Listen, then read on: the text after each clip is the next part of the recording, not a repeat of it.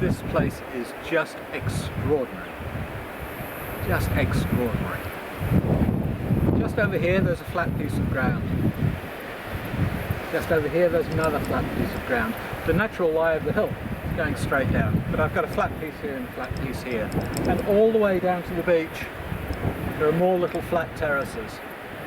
And all the way over here behind me there are more of these little flat terraces, about 4 or 5 metres long, about 2-3 metres deep. And these were cut by the Maori.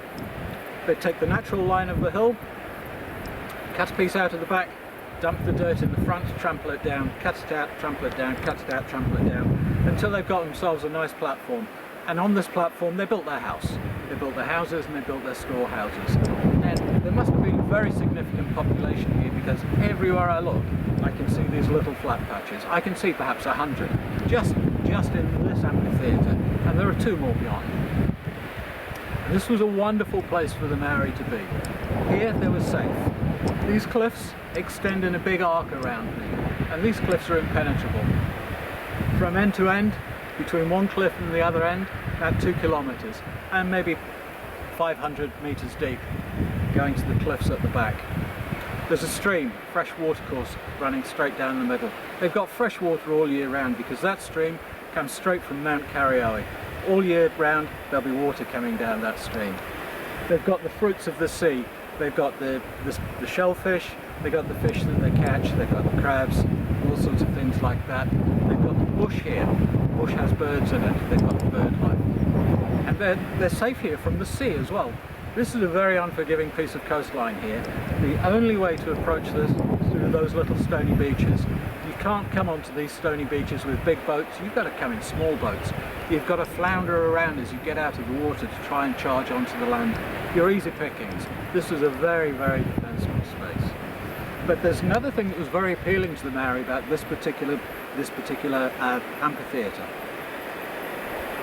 North that way. Up here I've got a big arc of land and it's steeply sloping. And they would have recognised this immediately as the perfect place for growing kumara.